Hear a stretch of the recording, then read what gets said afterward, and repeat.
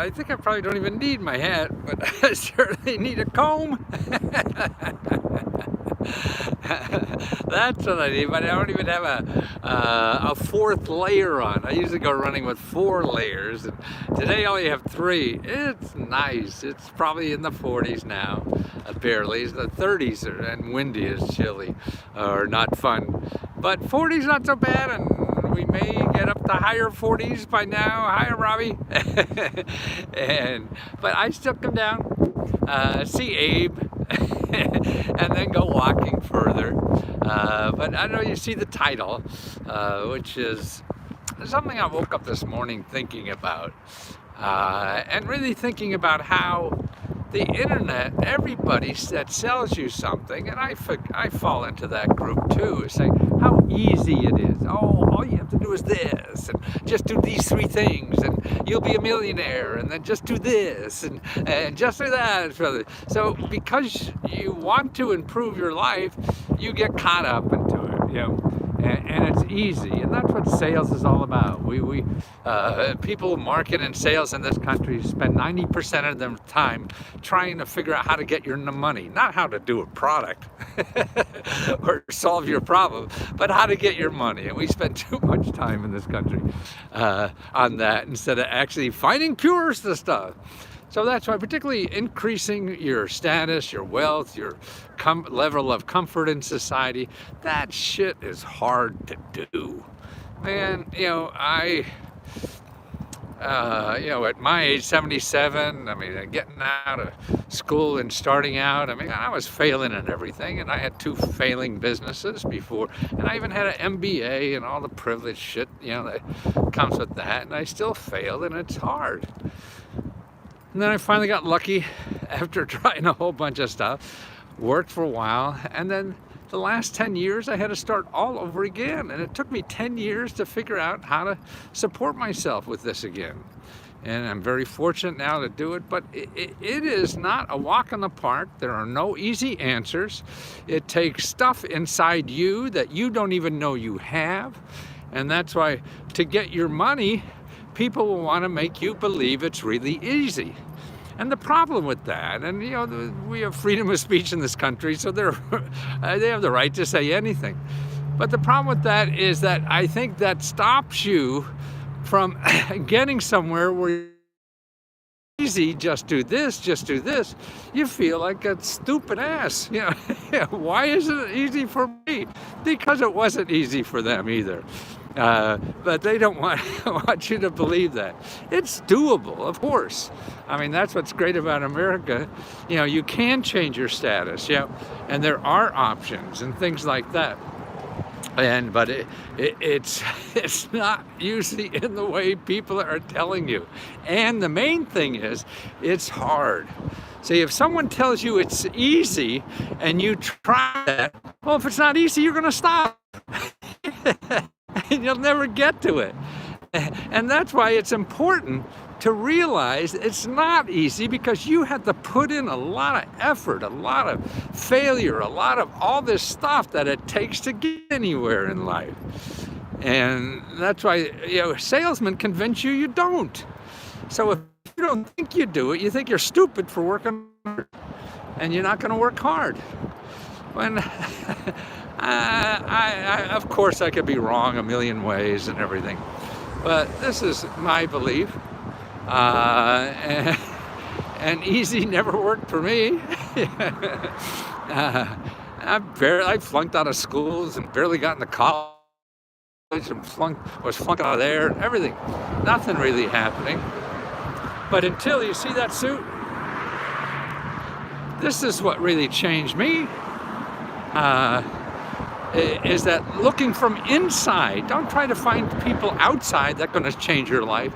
You got to find out what's inside and grow that. So how do you use the tools in society to grow the special stuff you have inside? And that's important. And that's when I got it. You're going to fail a lot anyway, no matter what you do. And so you might as well have fun doing it. And there's tools out there to help you. They're not guaranteed Nothing's guaranteed to work. And that's what I'm trying to do, really, is show people ways to try and grow in life without spending, $500 here, $5,000 there, $1,000 million, all that kind of stuff. I mean, there are times certainly that may help, but until you don't know what exactly will help, you have to try to use this free stuff to figure that out. And people do it all the time, but the people, you don't hear about it because they don't want to make money out of it. So the people want to make money from you are going to tell you how easy things are when they really aren't. And if they're talking from the heart, they'll tell you that. But there's no incentive to talk from your heart, because it is afraid you'll show your vulnerability and people will take advantage of you. And that's true. People will. The assholes will do that to you. But the assholes will try to do that no matter what. And as a result, you're living in a closed life with not being able to grow because you're afraid someone's going to take advantage of you. And personal love is the same thing. I mean, the nicest part in love to me is being more open and more open. Like my wife and I, boy, we dig away at that, and that's hard. That's hard work. I used to think a relationship was easy. That's why the first two failed. 2 failing marriages. Why? Because I thought that was easy. No, life is hard. You got to work at stuff. And work at it really hard, or else it's not going to work. It's not going to pay off. And there are certain times you got to switch, what you're doing. I mean, you can only beat your head against the wall so long. I mean, there's exceptions to everything. But I think what we're losing more than anything is the fact that to be resilient, that life is hard. And build up resilience by failing a lot. Don't try to look for ways to just be successful. No, try things that are in your heart so you learn more about failure, because that's what you have to prepare for. You have to go out and prepare your heart and your mind and your soul and everything to be able to last through failure. You make 3 phone calls to find a grant, and they don't going to give you any, or they put you on hold and never pick up the phone. That's life. And it's not nice. You wish it wasn't. I do too. But if you want to get that help or figure it out the most, you got to put up with it, because it is life. Because otherwise, then you're not trying hard enough. And maybe it's not worth it for you. That's fine. Don't worry. I always fail. I don't need any more failing lessons. Right? That's a good point. But it's important, and there's no alternative. And if you don't keep trying something, I mean, you can't keep doing the same thing and failing. That's why failure is important. Hey, you can't do that again. So you have to keep stretching your mind and searching around, and that's what other people, and that's why you have to talk to people in the area that you want to do, to see other opportunities that maybe work for you, maybe not, or whatever, to see more potential and possibilities. You have to have possibilities to be able to figure out if one of these will work with you. Again, there's no guarantee. But I know there's a guarantee you're going to fail more than you succeed. I mean, I've written 100 books and only 10 made money. So I know I fail 90% of the time. I got data to show you. I'm probably one of the few people who real data. I fail at 1 out of 3 marriages. Well, that's, 67% of the time I fail. So I got a high failure rate, but we all do, unless you do nothing. If you don't want to change your situation, well, that's fine. I mean, no one has a right to tell somebody else how to live their life. All of us struggle so hard trying to figure out our own life that I always thought, what gives me the audacity to think I could tell someone else what to do with their life?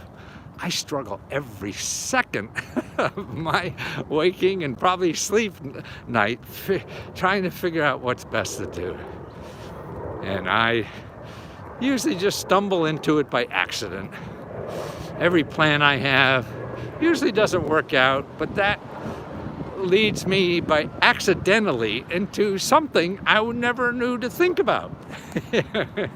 I couldn't design it. Yeah. And it just comes by. Oh yeah, hey, that's good.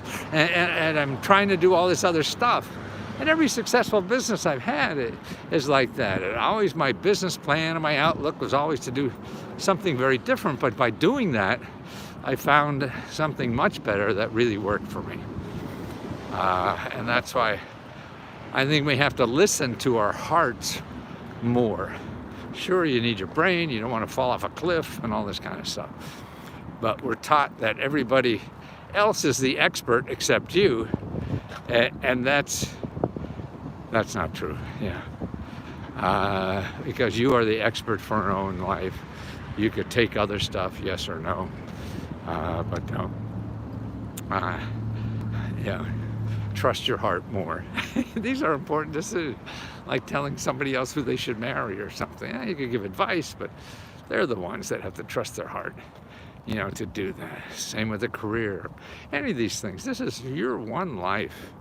And the other thing, see, if your heart is in it, because it takes so much effort to do anything in life, and it's a lot of perseverance and effort. That's the only key I could understand in life.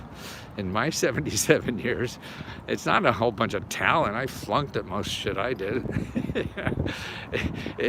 And I start looking around at all the idiots that seemed very successful in America.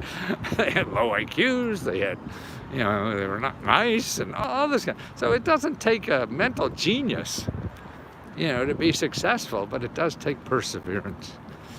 And that's why that will outdo, any talent. You're just going to be a mediocre talent. And most of us are mediocre. I think, 80% of us could do 80% of the stuff in the world. So that's good enough. So you're good enough to succeed. You just have to hang in there long enough and try enough till it happens. Hiya, Don.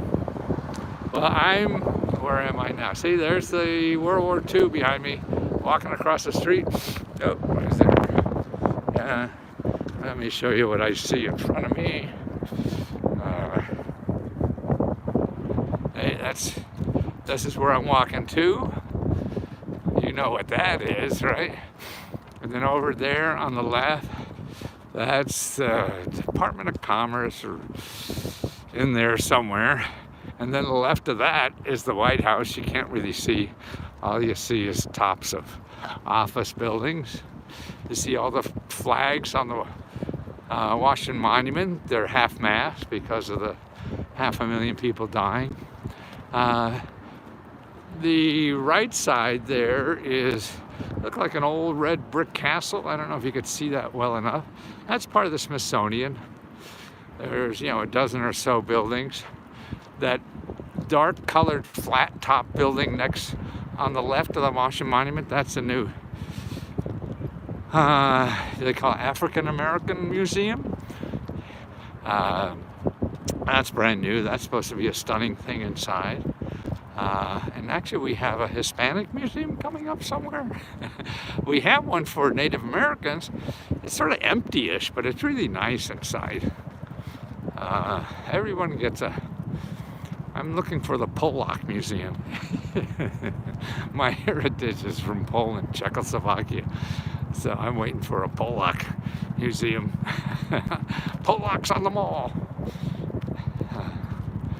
But it's a fun city. Only because, to me it's fun because what here is not local. Everything that is in the news here is international. We're screwing up the world, not just our city. And so it's not like little small town life.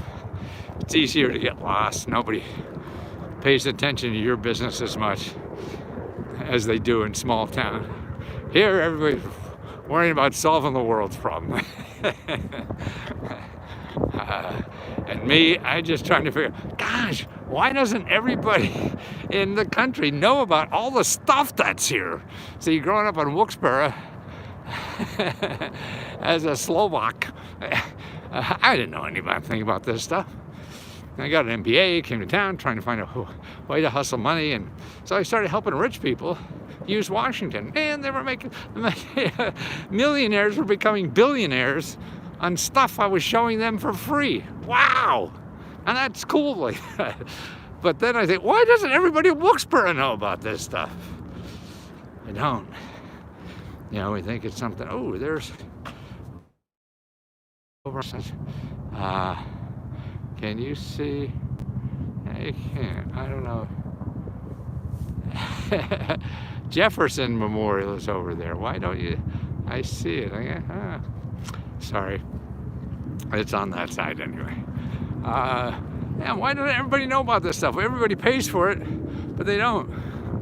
And the government officials, so what was great, and I still believe this even more now during COVID, I got too used to the internet, and now I see, because in the beginning I used to go look for government officials. You could walk into any building, walk around and look at name tags, and you see somebody that's in charge of gold. And so I just walk in their office, hey, what's up with gold? So this bureaucrat who's spending 30 years of her life studying gold would tell me about all the stuff that's going on in the gold market and show me reports and studies and all this. So I would take that and then sell it for thousands of dollars to my rich clients, and they make billion-dollar decisions. So God, if I was an investor in gold and I was in Wilkes-Barre, I certainly wouldn't know about this. Yeah. So it's that, or whether it's money programs. I mean, I wanted to start a chain of pasta stores. So I came down to, while I lived here, I found the government's pasta expert. There's a guy, actually one of the buildings right over there, who studies pasta. That's all he does. And he gets paid probably in today's dollars, 100 grand a year or something, to study pasta. He's got a PhD in pasta. Crazy, but true. And he's wonderful because nobody asked him about it. His wife's sick of hearing about pasta. Everybody in the government forgot he's there. Yeah. And I would go find him, and he was wonderful. He would spend a half an hour with me and showing me stuff worth thousands and thousands of dollars of studies that I would then sell. I'd get for free from him and sell to my clients. Man, now that was a business. You get stuff for free and you sell it for as much as you can. Okay, guys, I'm gonna pick up the speed. I go home and answer questions to Lesko Help people, and don't forget the Lesko reports that I have now. That's a $5.95. So if you don't want to join Lesko Help, Lesko reports, you can download for $5.95. All the reports you need to do things, and they're all free though.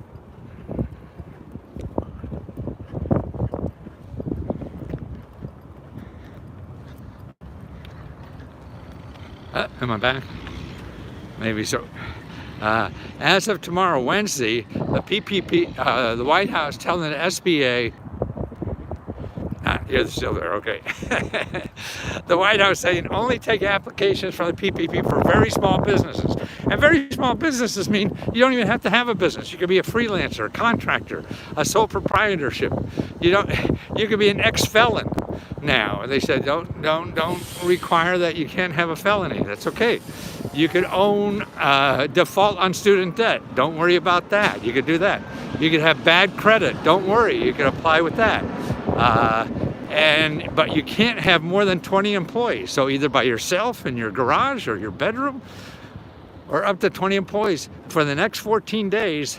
That's all the applications they're going to take, and they're going to make sure that they get special attention. So you have 14 days. If you're a little guy not even realizing you're in business. So if you're not getting a real paycheck somewhere, but you get your money some other way, that's probably good enough. But you figure it out, you go to the PPP website, SBA.gov, PPP, and they hook you up with a bank, and there's nonprofit banks that they want to start using more than anything else, and that's important. And they'll find one there. If not, go to your SBDC. So that's Americas, AMERICAS, SBDC.org. Find local offices. They're a lot of help, and you could go shop around with them. If I want somebody's a pain in the ass or says you're not eligible, call. I'm still here. Oh, good. This old guy is screwing up all the time. That's what's nice though about getting old. You don't mind as much. You realize that's being human. Screwing up is being human. So if you're not screwing up, you ain't human. We got enough of those people around. They're called artificial intelligence, and that's what's running our life. And they're no fun. Find the humans and get human help.